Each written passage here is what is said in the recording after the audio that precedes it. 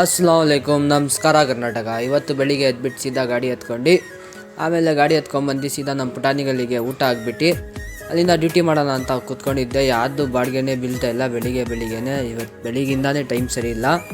ಅಲ್ಲಿಂದ ಆಮೇಲೆ ಹಂಗೆ ಮಧ್ಯಾಹ್ನ ಹೊಡಿತಾ ಆಮೇಲೆ ಟಿನ್ ಫ್ಯಾಕ್ಟ್ರಿ ಬಿತ್ತು. ಟಿನ್ ಫ್ಯಾಕ್ಟ್ರಿ ಹೋಗಿ ನೋಡಿದ್ರೆ ಅಲ್ಲಿ 2 ಅವರ್ ವೇಟ್ ಮಾಡಿದ್ದೀನಿ. ಅಲ್ಲಿಂದ ಬಾಡಿಗೆನೇ ಇಲ್ಲ, ಯಾವ ಬಾಡಿಗೆನೂ ಇಲ್ಲ. ಆಮೇಲೆ ಇಫ್ತಾರಿ ಟೈಮ್ ಬೇರೆ ಆಗ್ತಾಯಿತ್ತು.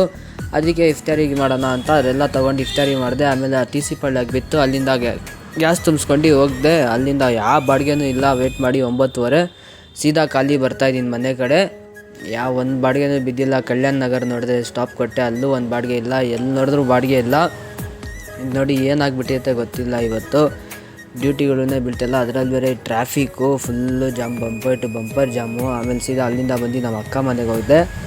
ಡ್ಯೂಟಿಯಿಂದ ನಮ್ಮ ಮನೆಗೆ ಬಂದಿಲ್ಲ. ಸೀದಾ ನಮ್ಮ ಅಕ್ಕ ಮನೆಗೆ ಹೋದೆ. ಅಕ್ಕ ಮನೆಗೆ ಹೋಗ್ಬಿಟ್ಟು ನಮ್ಮ ಅಕ್ಕ ಹತ್ರ ಎಣ್ಣೆ ಹಾಕ್ಸ್ಕೊಂಡು ಮಸಾಜ್ ಮಾಡ್ತಾಯಿದ್ಲು ತಲೆಗೆ. ಒಂಥರ ಸ್ಟ್ರೆಸ್ ಎಲ್ಲ ಹೋದಂಗೆ. ಆಮೇಲೆ ಮಸಾಜ್ ಎಲ್ಲ ಮಾಡ್ಕೊಂಡು ಅಲ್ಲಿಂದ ಸೀದಾ ಬಂದು ಗಾಡಿ ಹಾಕ್ಬಿಟ್ಟು ಇಷ್ಟೇ ಇವತ್ತು ನಾವು ವ್ಲಾಗ್. ನಾಳೆ ಸಿಗೋಣ. ಬೈ.